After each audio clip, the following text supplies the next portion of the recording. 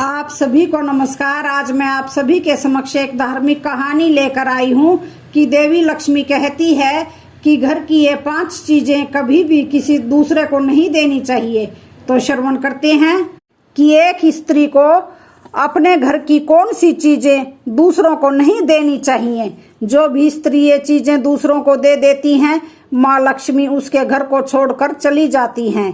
इसलिए आप इस कथा को पूरा जरूर सुने, क्योंकि आधा अधूरा ज्ञान बहुत ही घातक होता है।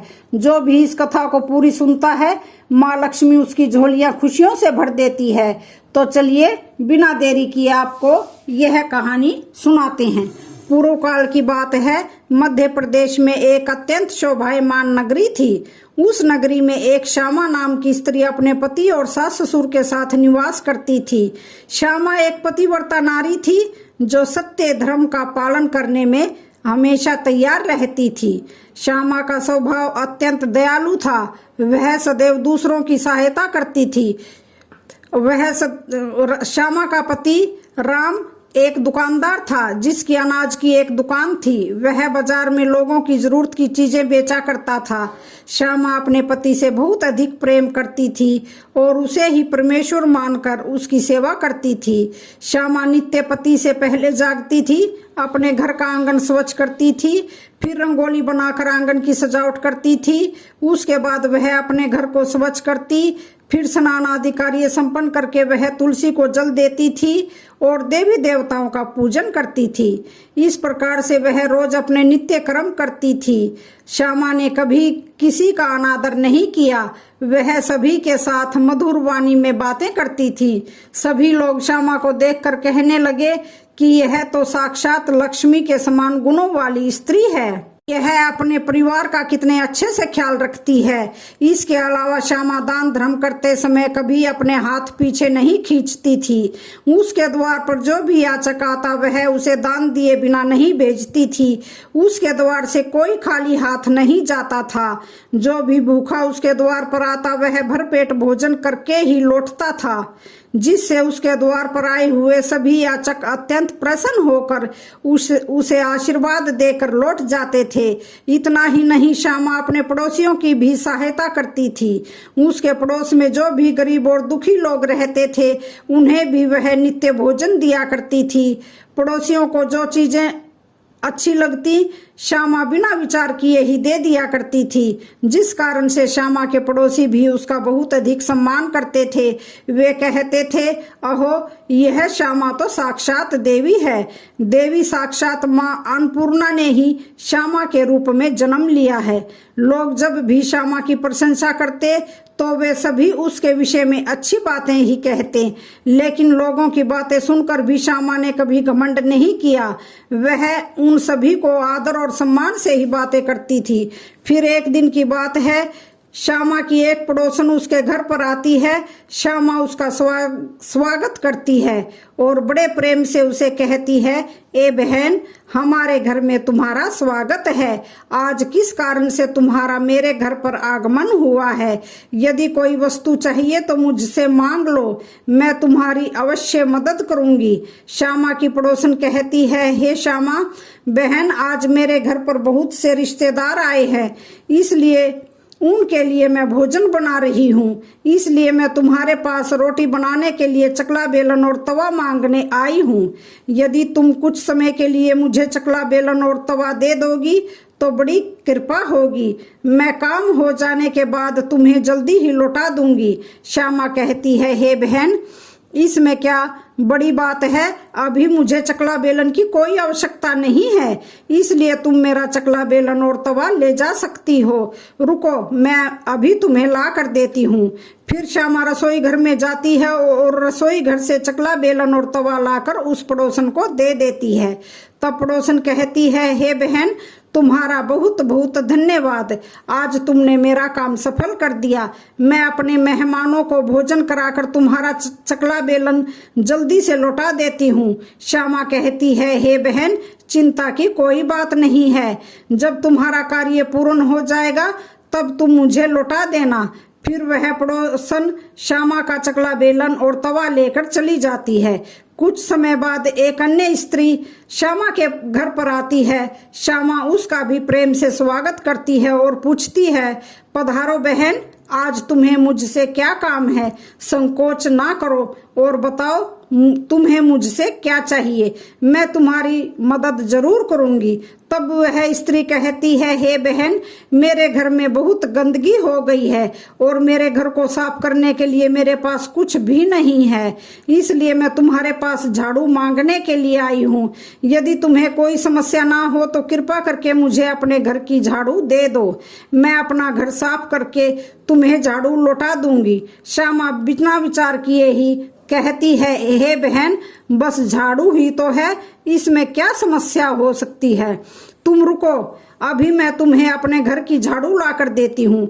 इतना कहकर श्यामा घर के अंदर जाती है और झाड़ू लेकर आती है और उस स्त्री को दे देती है। वह स्त्री श्यामा के घर की झाड़ू लेकर चली जाती है। फिर कुछ देर बाद एक अन्य स्त्री श्यामा के घर पर आती है। श्यामा उसका भी बड़े प्रेम से स्वागत करती है। श्यामा कहती है, पधारो बहन, क्या बात है, आज मेरे घर पर किस कारण से आना हुआ? तुम्हें जो कुछ भी चाहिए निसंकोच होकर कहो, मैं तुम्हारी सहायता करने का प्रयास अवश्य करूंगी। तब वह स्त्री कहती है, हे श्यामा बहन, तुम बड़ी दयालु हो, मैंने तुम्हारे बारे में बहुत सुना है और तुम सभी की मदद करती रहती हो, इसलिए मैं तुम्हारे पास एक छोटी सी मदद मांगने के लिए आई हूँ। श्यामा कहती है, हे बहन, संकोच ना करो, तुम्हें जो कुछ भी चाहिए मांग लो, यदि मेरे बस में होगा तो मैं मना नहीं करूंगी, मैं तुम्हारी सहायता अवश्य करूंगी।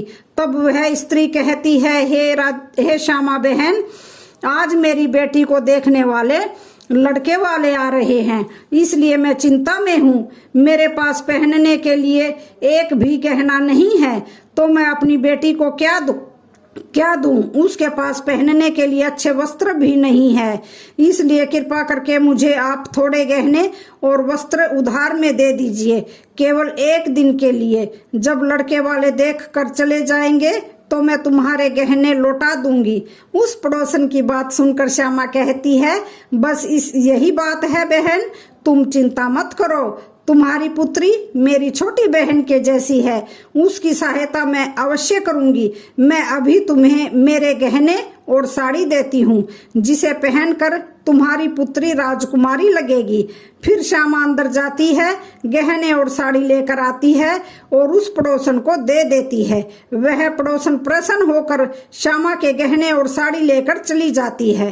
फिर शाम हो जाती है और अन्य एक पड़ोसन श्यामा के घर पर आती है। श्यामा उसका भी बड़े प्रेम से स्वागत करती है और कहती है, पधारो बहन, आज किस कारण से मेरे घर पर आना हुआ? बताओ, मैं तुम्हारी किस प्रकार से सहायता कर सकती हूँ? तुम्हें जो कुछ चाहिए निसंकोच होकर कहो, मैं तुम्हारी मदद जरूर करूंगी। वह पड़ोसन कहती है, हे श्यामा बहन, तुम बड़ी दयालु हो और तुम सभी की मदद करती हो, इसलिए मैं तुम्हारे पास आई हूँ। मेरा बच्चा भूखा है और उसे पिलाने के लिए दूध नहीं है, इसलिए मैं तुम्हारे पास दूध मांगने के लिए आई थी। अगर थोड़ा सा दूध मिल जाता तो बड़ी कृपा होती। श्यामा कहती है, अरे बहन, इसमें कौन सी बड़ी बात है, लो अभी मैं तुम्हें दूध दे देती हूँ। श्यामा रसोई घर में जाती है और थोड़ा सा दूध लेकर आती है और उस पड़ोसन को दे देती है। वह पड़ोसन प्रसन्नता से उस दूध को लेकर चली जाती है। इस प्रकार से श्यामा अपने सभी पड़ोसियों की मदद कर देती है और प्रसन्न होकर घर का काम करने में लग जाती है। फिर रात होते ही उसका पति घर पर लौट आता है। श्यामा अपने पति को प्रणाम करती है और उसकी खूब सेवा करती है। रात को दोनों पति पत्नी आनंद से सो जाते हैं। फिर दूसरे दिन वे जागते हैं तो उन्हें एक बहुत बड़ी बुरी खबर मिलती है। एक आदमी दौड़ते हुए श्यामा के घर पर आता है और श्यामा के पति से कहता है, हे भाई, कल रात को किसी ने आपकी दुकान लूट ली है, सारा माल गायब है। श्यामा का पति एकदम से घबरा जाता है और दौड़ते हुए अपनी दुकान पर जाता है तो देखता है उसका सारा माल किसी ने लूट लिया है। वह देखता है कि उसके दुकान में रखा हुआ सारा धन भी चोरी हो चुका है। वह दुखी और निराश होकर घर लौटता है और श्यामा को सारी बात बताता है, जिसे सुनकर श्यामा बहुत दुखी हो जाती है। श्यामा कहती है, आप चिंता ना कीजिए जी, हमारे घर में अभी बहुत सारा रखा हुआ है जिससे आप फिर से व्यापार शुरू कर सकते हैं। फिर श्यामा अपने घर की तिजोरी में देखती है तो वह भी पूरी तरह खाली दिखाई देती है। उसके अंदर का भी सारा माल अब चोरी हो चुका था। यह देखकर श्यामा बहुत दुखी हो जाती है। उसे समझ में नहीं आता कि यह कैसे हुआ। श्यामा का पति उस पर बहुत क्रोधित हो जाता है और पूछता है, श्यामा सच सच बताओ, हमारे घर के अंदर रखा हुआ सारा पैसा कहाँ गया? श्यामा कहती है, हे नाथ, मैं घर पर ही थी, सारा धन तिजोरी में ही था, किसने चुरा लिया पता नहीं। कृपा आप शांत रहिए, हम कोई ना कोई उपाय जरूर ढूंढ लेंगे। श्यामा का पति कहता है, यह जो तुम दूसरे लोगों को घर पर बुलाकर खिलाती हो, अनजान लोगों को घर में बुलाती हो, यह उसी का नतीजा है। यह उन्हीं में से किसी ने हमारे घर का सारा पैसा चुरा लिया है। क्रोध में आकर श्यामा का पति उसे भला बुरा कहता है। श्यामा की सास भी उसे बहुत कोसती है और कहती है, तुम ही इन पड़ोसियों को घर की चीजें देती रहती हो, बिना सोचे किसी की भी मदद कर देती हो, उन्हीं में से किसी ने सारा पैसा चुरा लिया है। घर के सभी लोग श्यामा को भला बुरा कहने लगते हैं। फिर श्यामा अपने पति को दिलासा देते हुए कहती है, हे नाथ, मैंने मेरे कुछ गहने हमारी पड़ोसन को दिए हैं, मैं उसके पास से गहने वापस लेकर आती हूँ। फिर श्यामा उस गरीब पड़ोसन के घर जाती है तो देखती है उसके घर पर कोई नहीं होता है। वह स्त्री भी घर को छोड़कर श्यामा के गहने लेकर भाग गई होती है। श्यामा निराश होकर घर पर लौटती है और अपने पति को सारी बात बता देती है। श्यामा की बात सुनकर उसका पति आग बबूला हो जाता है और श्यामा को भला बुरा कहने लगता है। श्यामा का पति कहता है, हे श्यामा, तुम बड़ी मूर्ख हो, तुम्हारे ही कारण हमारा सारा धन वैभव चला गया है। तुम्हारे दान देने की आदत के कारण ही हमारे ऊपर यह मुसीबत आन पड़ी है। अब तू इस घर में नहीं रह सकती, तू अभी इसी क्षण इस घर को छोड़कर चली जा। तू अब श्यामा कहती है, हे नाथ, आपके सिवा मेरा इस दुनिया में कोई नहीं है, मैं आपको छोड़कर कहाँ जाऊं? श्यामा का पति कहता है, तू कहीं पर जा, कहीं भी जा, लेकिन अब इस घर में तू नहीं रह सकती। तेरे ही कारण मेरा सब कुछ बर्बाद हो गया है। तू इस घर में रहेगी तो बचा खुचा सब नष्ट हो जाएगा। श्यामा अपने पति को हाथ जोड़कर विनती करने लगती है, हे स्वामी, ऐसा ना कहिए, मैंने कोई अपराध नहीं किया है, आपके बगैर मैं जीवित नहीं रह सकती, मुझ दासी को आप घर से मत निकालिए। लेकिन श्यामा का पति उसकी एक नहीं सुनता है और उसे अपने घर से धक्के मार कर निकाल देता है और कहता है, अब तू इस घर से चली जा और लौट कर मत आना। चाहे तो किसी नदी में कूदकर अपनी जान दे दे, लेकिन अब तू इस घर में मेरे साथ नहीं रह सकती। फिर श्यामा दुखी होकर रोते हुए अपने पति के घर को छोड़कर चली जाती है। चलते चलते श्यामा माता लक्ष्मी के मंदिर में जाती है और माँ लक्ष्मी से प्रार्थना करते हुए कहती है, हे माँ, मैंने ऐसा कौन सा पाप किया है जो मेरी ऐसी दशा हुई है? हे माँ लक्ष्मी, मैं तो नित्य आपकी पूजा करती थी, फिर भी आपने मेरा घर क्यों छुड़वाया? कृपया मुझे बताओ माँ, मैंने ऐसा कौन सा अपराध किया जो आप मुझसे रूठ गई हो? फिर श्यामा वहीं पर बैठकर सोचने लगती है, यदि मेरे पति मेरा स्वीकार नहीं करेंगे तो मैं जीवित रहकर क्या करूं? यदि मेरे ही कारण मेरे पति की दुर्दशा हुई है तो मुझे जीवित रहने का कोई अधिकार नहीं है। इतना सोचकर श्यामा अपने प्राण देने के लिए नदी की तरफ जाने लगती है।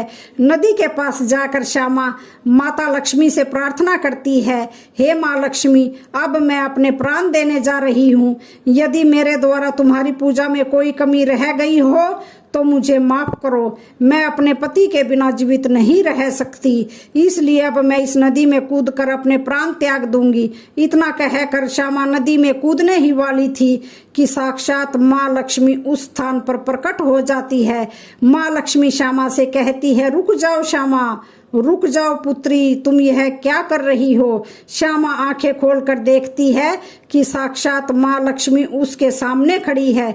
माँ लक्ष्मी के दर्शन करके श्यामा बहुत प्रसन्न हो जाती है और माँ को बारंबार नमस्कार करते हुए कहती है, हे माँ लक्ष्मी, मुझे क्षमा करो, मैं बहुत बड़ा पाप करने जा रही थी। हे देवी माँ लक्ष्मी। फिर देवी माँ लक्ष्मी कहती है, हे श्यामा, मनुष्य को स्वयं अपने प्राण नहीं लेने चाहिए, यह महापाप है। ईश्वर ने जो शरीर प्रदान किया है उसे ऐसे नष्ट नहीं करना चाहिए। श्यामा कहती है, हे माँ, मैं विवश हूँ, मेरे पति ने मेरा त्याग कर दिया है और स्त्री को अपने पति के बिना नहीं रहना चाहिए। मैं अपने पति के बिना जीवित नहीं रह सकती, इसी कारण से अपने प्राण देने जा रही हूँ। देवी लक्ष्मी कहती है, हे श्यामा, मैं सब कुछ जानती हूँ और यह भी जानती हूँ कि तुम्हारे पति ने तुम्हारा त्याग क्यों किया है। यह सब तुम्हारी ही भूल के कारण हुआ है। तुमने अनजाने में कुछ ऐसी चीजों का दान किया था जिसके कारण मुझे तुम्हारा घर छोड़कर जाना पड़ा। जो भी स्त्री अपने घर की इन चीजों को दूसरों को दे देती हैं, उनके घर में मेरा वास नहीं होता है। मैं उन वस्तुओं के साथ ही उनका घर छोड़कर चली जाती हूँ। तब श्यामा कहती है, हे माँ, ऐसी वह कौन सी वस्तुएं हैं, कृपा करके आप मुझे बताइए। मैंने कौन सी वस्तु का दान किया जिसके कारण आपने मेरे घर का त्याग किया है। देवी लक्ष्मी कहती है, हे पुत्री, अब तुम ध्यान से सुनो। मैं तुम्हें उन चीजों के बारे में बताती हूँ जो किसी भी स्त्री को दूसरों को नहीं देनी चाहिए। इन चीजों का दान करने पर मैं उस घर को छोड़कर चली जाती हूँ। हे श्यामा, सबसे पहली वस्तु है चकला बेलन और तवा। किसी भी स्त्री को अपने घर का चकला बेलन और तवा कभी दूसरों को नहीं देना चाहिए। रसोई घर में इन वस्तुओं का महत्व सबसे अधिक होता है। इन वस्तुओं की पवित्रता सदैव ही बनी रहनी चाहिए। इन्हीं वस्तुओं से भगवान विष्णु का प्रसाद बनाया जाता है और तवे पर बनी पहली रोटी भी गाय को खिलाई जाती है। इसलिए इन वस्तुओं को हमेशा स्वच्छ और शुद्ध रखना चाहिए। दूसरों को देने पर यह अपवित्र हो सकती हैं और फिर इनका उपयोग करना अशुभ फल प्रदान करता है। इसलिए श्यामा, तुमने अपने रसोई घर के चकला बेलन और तवा अपनी पड़ोसन को देकर पहली सबसे बड़ी भूल की है। आगे माँ लक्ष्मी कहती है, हे श्यामा, अब तुम दूसरी वस्तु के विषय में सुनो। तुमने अपनी पड़ोसन को अपने घर में रखे हुई झाड़ू दे दी, जिस वस्तु में मेरा सदैव वास होता है। जो वस्तु मुझे सबसे अधिक प्रिय है, तुमने उसे ही दूसरे को दे दिया, तो फिर मैं तुम्हारे घर में कैसे ठहरती।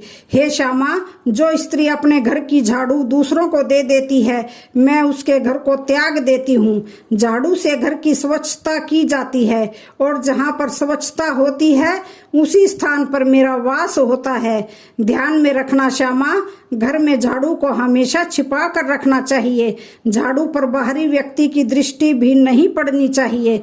झाड़ू एक अत्यंत पवित्र वस्तु है, इसे पैर नहीं लगाना चाहिए और इससे कभी विष्ठा आदि प्रकार की गंदगी साफ नहीं करनी चाहिए। माँ लक्ष्मी कहती है, हे श्यामा, अब तुम तीसरी वस्तु के विषय में सुनो, जो एक स्त्री को कभी दूसरे को नहीं देनी चाहिए। यह वस्तु है आभूषण।